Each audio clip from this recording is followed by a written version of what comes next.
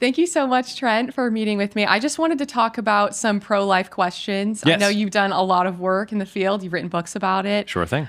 So in sum, could you just give me, what is the pro-life argument? The pro-life argument is that human beings have a right to life. Human beings ought to be treated with dignity. And unborn children, from the moment that they are conceived, are individual members of the human species. They're human beings. They might be smaller and less developed than we are, live in a different place, be more dependent on their mothers. Those differences are real, but they're not morally relevant. All human beings, regardless of their age, their level of development, their physical abilities, deserve to be protected under the law. They deserve to be loved and cherished. They certainly deserve to not be killed by something like abortion. So that's essentially the pro-life argument. Awesome. Thank you. So on my TikTok channel, I do like live streams where I invite people up who are pro-choice and we have conversations about abortion. Wow. I've spoken with people like on my college campus when I was in Chicago, which is very pro-choice, about abortion. And one of the more common arguments I've heard, I feel like people have changed terminology from bodily autonomy to bodily integrity. I'm not sure if you've heard that before. Well, I think autonomy is one of the common one when I was researching the arguments. And I think I guess integrity, the idea that, I can protect my body and nothing can violate its integrity. Nothing can be there without my permission. I think it's really getting at the same concept. Yeah. And I would say, well, if you care about bodily integrity, abortion is probably pretty injurious to an unborn child's bodily integrity as well. Yes. So I think that when this argument is made, it's going to get back to the question, what are the unborn? And if you say they're human beings, well, are you saying that you have the right to treat another human being any way you choose? Well, they're in my body and they don't have to be there without my consent. Okay, well, 99% of the time, why are they there? Do you have the right to do something that creates a helpless human being and then tell that helpless human being you have no duties towards him or her? That seems outlandish to me. Yeah, obviously I agree. But in the cases of like rape, when the person, didn't choose for that child to be there, because obviously I think that's, a sound argument. If it was not with the case of rape, you did something that's primary function is to procreate, and now you're pregnant, like there's no surprise there. But if you were not consenting to that act and that happens to you, to what extent do you have an obligation to that unborn child? Well, I think the obligation you have there is that you have an obligation to not directly kill this person. So as a person who's a victim of rape, who's become pregnant, perhaps you'll place this child for adoption. You feel like you're not capable of raising this child. But even being put in that position, you are still the child's parent, and you can't directly kill another innocent human being. So, for example, imagine, imagine I might wake up. There's an old urban legend that people would go around stealing kidneys for the black market, and if you you'll wake up in a tub of ice. And the lipstick on the mirror, call 911. I don't think that ever actually happened, like most urban legends. But suppose somebody stole my kidney, right? And I'd have the right to get that back. But then suppose it was a father who stole it to put it in his 12-year-old son. And now the only way to get that back would be to dismember the 12-year-old. So I would say I have the right to get my kidney back, but I don't have the right to kill a child to get my kidney back. Yeah. And I think most people would agree with that. Yeah. And so abortion is not merely choosing to not give life support to someone. It's violently withdrawing that support and killing that person in the process.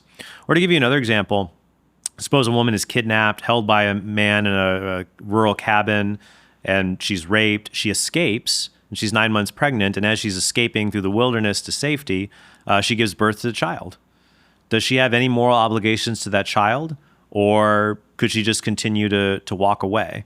Some people may disagree here, but I think most people would say it's a horrible situation, but she still has obligations to that child, and she certainly can't directly kill that child, even though it was not her choice to become pregnant.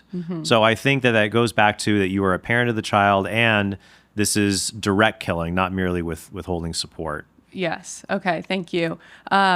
Another thing that I kind of come across is when I'm talking about the issue of abortion and how all human beings have value, I try to not include God into the conversation just because that's another thing that I then have to justify to this person of why we ought to believe in God, how we know we're created in the image of God and such. But is it possible for someone who doesn't believe in God to still hold that all human beings have value? And is that like, can they believe that consistently? Or at the end of it, do you need to have God in the equation to justify how human beings have value? I think it becomes very difficult to defend the human value thesis consistently. I know there are many atheists who are pro-life, secular pro-life. They would say, look, human beings matter. Human beings are different than other animals. This is the only life we have. So we should protect human beings. We should give equal rights to all human beings. And they just might think that equal rights are a brute fact. It is just a fact of morality that exists or is unexplained, and we just must treat each other well, and God isn't necessary to be involved. I think when you drill a little bit deeper, though, it's very hard to explain a lot of this without God, to say, well, why is it that humans and their human DNA, why are they special and compared to other creatures that have other kinds of DNA? They might say, well, it's because humans are the kind of creature that can do unique things like engage in rational thought. And those kinds of creatures deserve respect. And that's very close to a pro-life argument. And I would agree with that. But I would say, well, what about human beings like anencephalic infants? Infants who will die before birth or shortly thereafter, who do not develop an upper brain. They will never develop rational thought. But yet they're still human, and they ought to be protected because human beings are just valuable because of what they are, and they're endowed with a unique value. And where does that come from? So I think that if you just start with the basic principle people believe in, the equal human rights and biological human beings, you can get there from an atheistic perspective. But I think the full picture is hard to illuminate from an atheistic perspective. Yep. Thank you for that. Yeah. In conversation with people who are pro-choice, when do you think the conversation should stop? Like if people are being, civil and polite, but, they might say, well, I don't think that all human beings have equal rights. Like at what point do you're like, okay, well, I guess I would still ask them and say, why do you think that?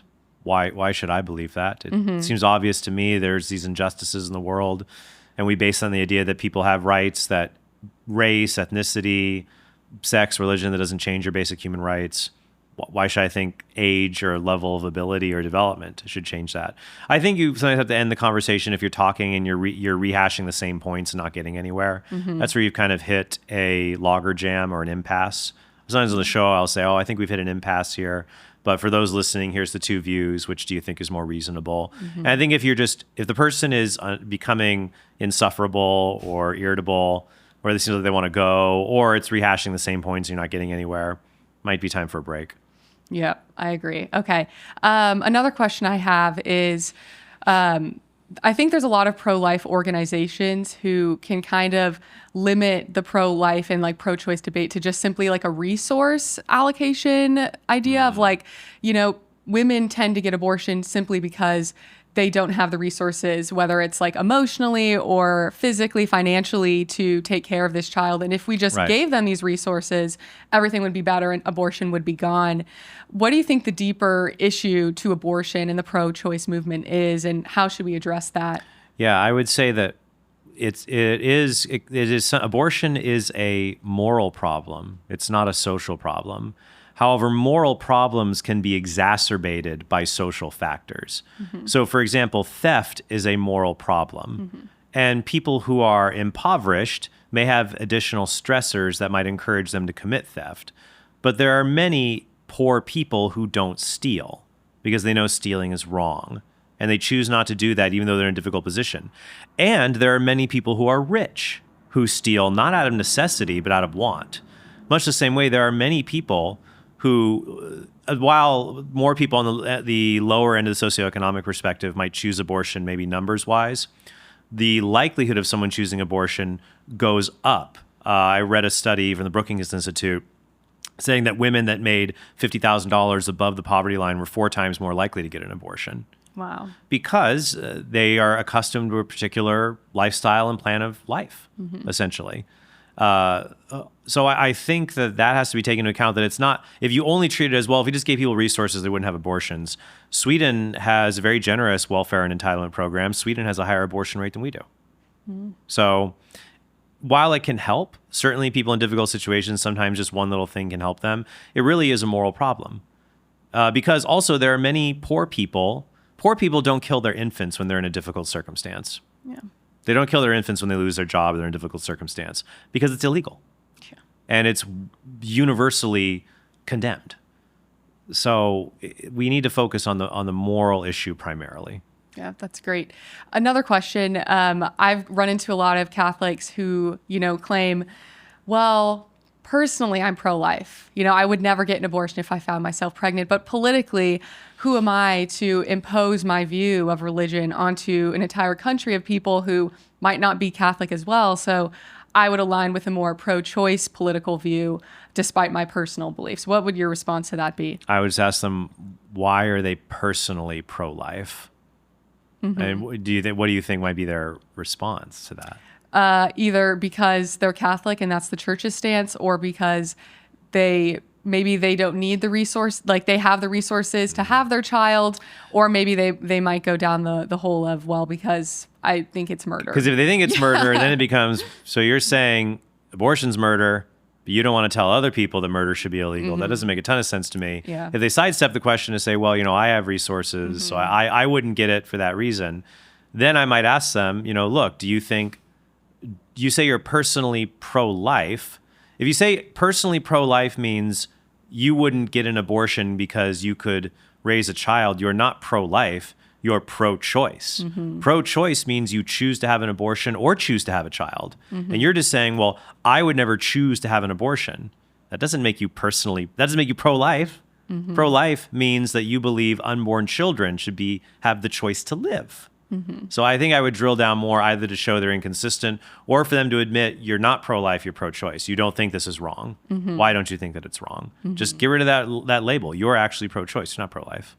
What would you say to those who are genuinely good-hearted? They're just, they don't understand, they're not catechized well in terms of the church's belief on, if the church has a moral stance that abortion is incorrect, then Catholics are bound to that belief. Right. How would you explain that to them? I think I would even go back further from just mm-hmm. a basic moral principle. I might mm-hmm. say to them, do you think child abuse should be illegal? Mm-hmm. Even if you don't have children, what if somebody said, I don't like child abuse, I would never hit my kids.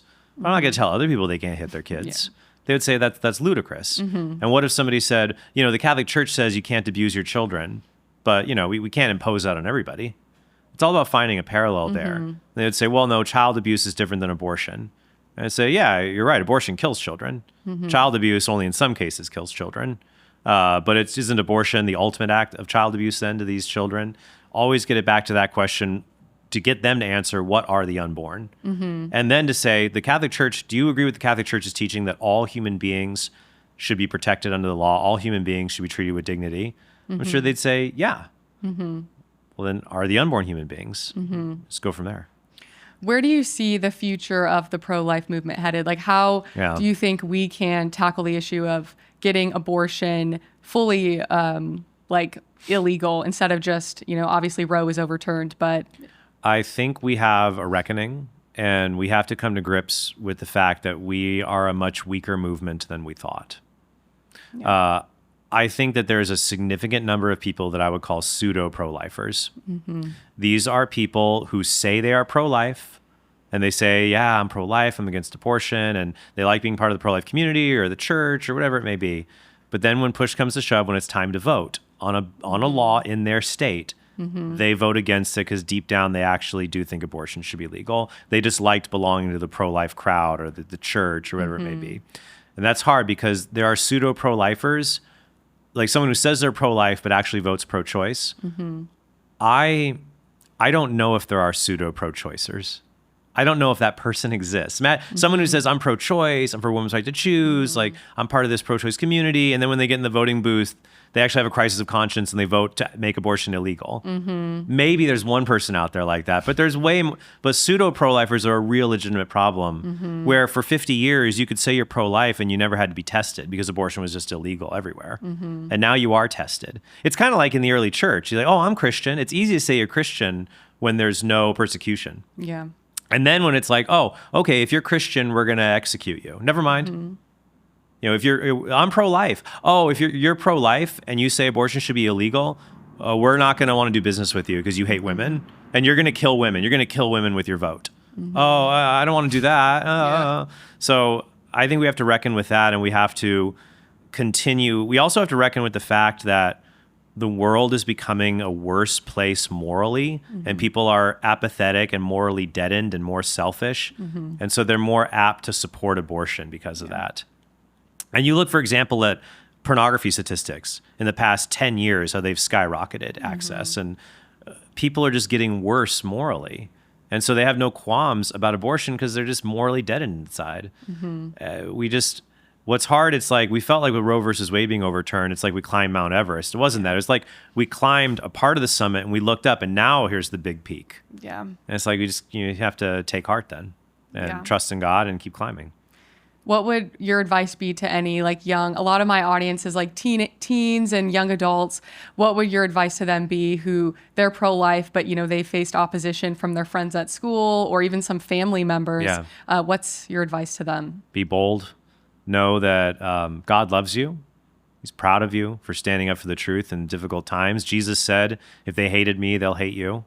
Be charitable, but take heart in the fact that if people are getting upset at you, and it's not because of how you're acting, it's because of the message you're sharing graciously with them, you're doing good work for the kingdom. And we need people like you to be able to calmly share this truth with other people and for their benefit. The book of Proverbs says to rescue those who are being dragged to death, to be able to speak out against this injustice, and to learn how to do it, to motivate others on college campuses, in the workplaces, to go out and be a successful person in the arts and the sciences who is passionately pro-life. We desperately need that. So I would just encourage you all, do not give up. We really need you. Well, thank you so much, Trent. Your work is so inspiring. Personally, I just love the way that you peacefully and kindly interact with people who can be very hostile towards you. So thank you for your work. And thank you for this interview. No problem. Really Thanks for having me. Appreciate it. All